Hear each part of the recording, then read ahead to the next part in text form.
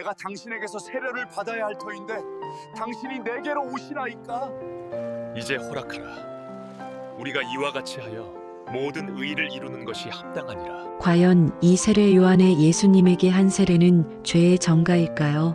아니면 우리가 전혀 몰랐던 또 다른 진리일까요?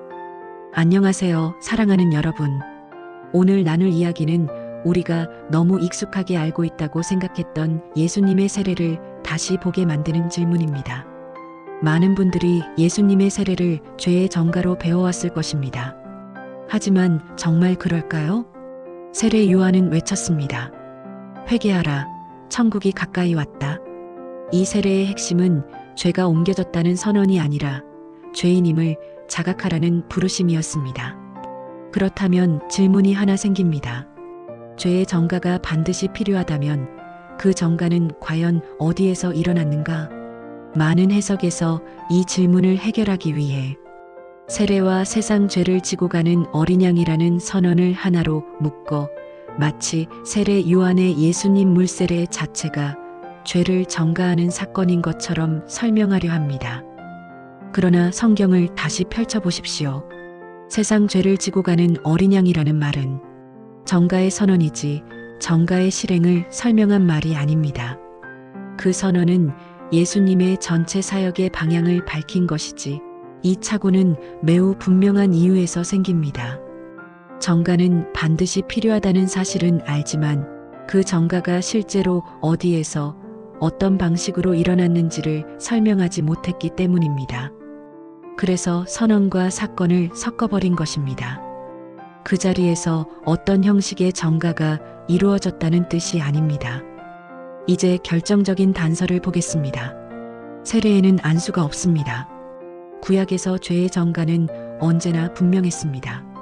말로 이루어지지 않았고 물로 대체되지도 않았습니다. 전가는 반드시 몸에 대한 접촉, 즉 안수를 통해 제물 위에 죄가 얹히는 방식으로 이루어졌습니다. 짐승 제사에서 반드시 안수를 통해 죄가 옮겨졌습니다. 손을 얹고 죄를 전가하는 지정이 없으면 제사는 성립하지 않습니다. 따라서 죄를 고백하는 물세례와 세상 죄를 지고 가는 어린 양 선언을 묶어 그 자체를 죄를 전가하는 것으로 이해하는 것은 성경이 제시하는 전가의 구조와 맞지 않습니다. 요단강의 물세례는 어떻습니까? 거기에 안수가 있었습니까? 없었습니다. 단 한 번도 없습니다. 이 사실이 무엇을 말해줍니까? 요단강의 물세례는 죄가 드러난 회개의 자리입니다. 세례는 하나님을 향한 선한 양심의 강구입니다. 그래서 예수님 물세례의 의미는 이것입니다. 죄인임을 고백하는 자리입니다. 이후에 예수님에게 죄를 이전하는 전가가 와야 합니다. 십자가는 그 다음에 옵니다.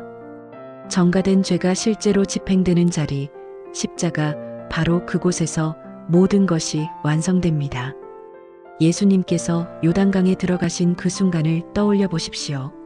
그분은 물속으로 들어가셨습니다. 이것은 무엇을 의미할까요?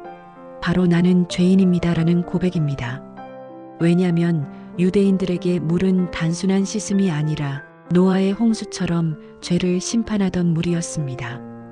그래서 물속으로 들어간다는 것은 자연스럽게 나는 심판받아 마땅한 죄인입니다라는 고백이 됩니다.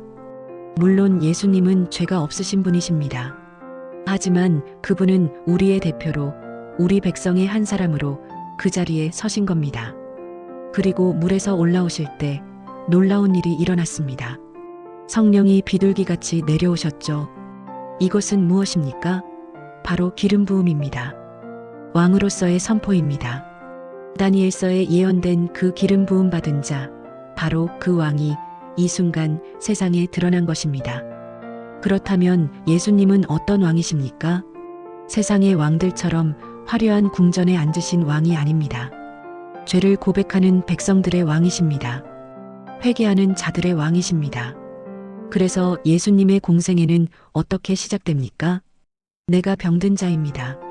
내가 눈먼 자입니다. 이렇게 고백하는 사람들을 찾아가시고 치유하시는 것으로 시작됩니다. 조건은 단 하나였습니다. 자신이 죄인임을 인정하는 것, 자신에게 도움이 필요함을 고백하는 것이었습니다. 여러분, 실로암 못 사건을 기억하십니까? 예수님께서 눈먼 사람에게 실로암에 가서 씻으라고 하신 그 이야기 말입니다. 흥미로운 점이 있습니다. 예수님은 그 자리에서 바로 고쳐주시지 않으셨어요. 가서 씻으라고 하셨습니다. 왜 그러셨을까요? 이것은 단순한 치유의 기적이 아니었습니다. 이것은 미래를 보여주시는 예언이었습니다. 이유는 성령은 십자가 이후에 보내주신다고 했기 때문입니다. 실로암이 보냄받은 자라는 것 아시죠?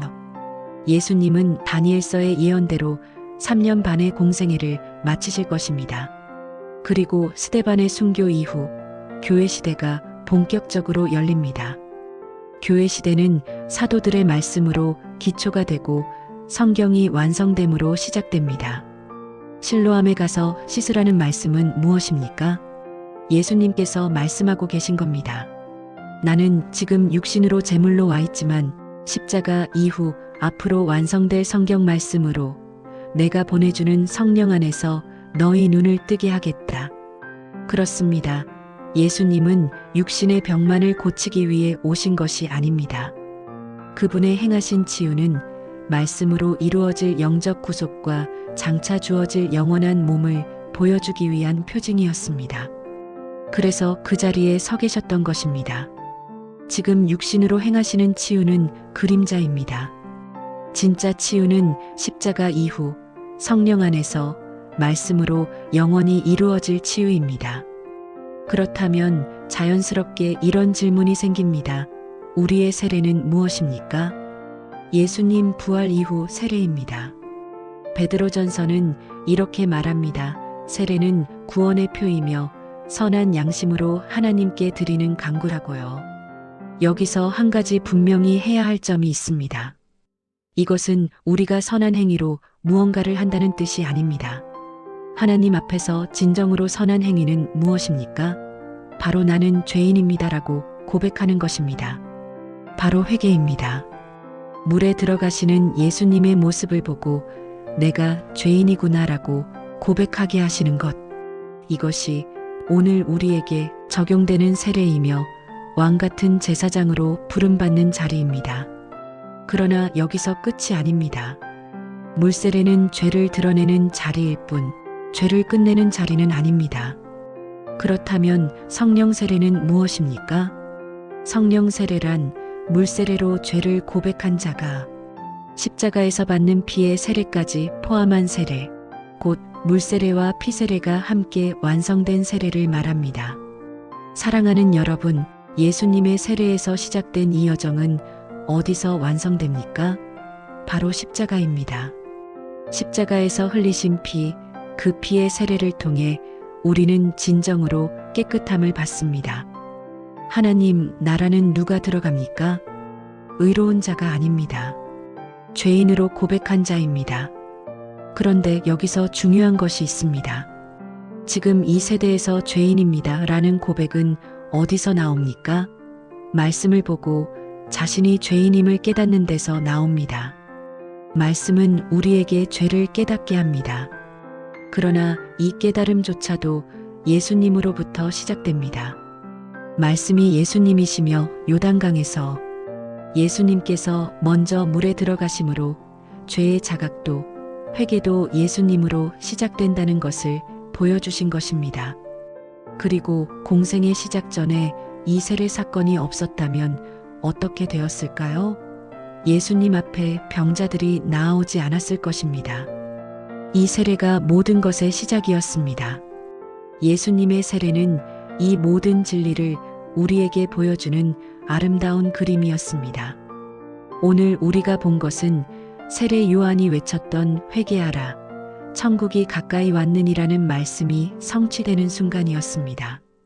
자기 백성의 죄를 자각하게 하시는 예수님의 모습이었습니다.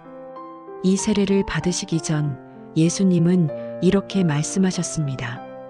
이제 허락하라.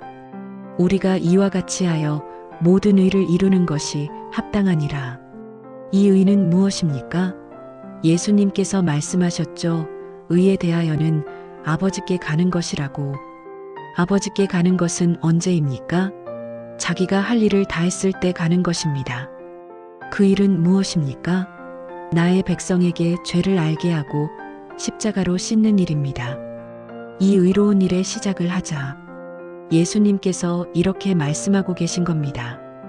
그리고 죄를 깨닫고 예수님께 나아간 자들은 십자가에서 완성되었습니다. 놀라운 일이 일어났습니다. 예수님이 죽으시자마자 무덤에서 성도들이 나옵니다. 이것이 부활입니다. 십자가에서 즉시 부활이 일어난 것입니다. 고백하십시오. 나는 죄인입니다. 이것이 시작입니다. 그런데 여러분, 예수님께서 십자가에서 죽으시려면 죄 없는 분이 죄인이 되셔야 합니다. 그렇습니다. 십자가 이전에 반드시 죄의 전가가 있어야 합니다. 오늘 우리는 죄를 자각하게 하시는 예수님을 보았습니다. 예수님은 신부인 교회의 죄를 씻기 위해 자기 백성의 몸으로 오셨기 때문입니다. 다음 편에서는 예수님께서 우리의 죄를 확정하시고 자기 몸에 우리의 죄를 전가받으시는 그 놀라운 장면을 함께 보게 될 것입니다. 기대해 주시기 바랍니다. 구독과 좋아요는 저에게 큰 힘이 됩니다. 오늘도 건강하시고 주님의 은혜가 함께 하시길 기도합니다. 감사합니다.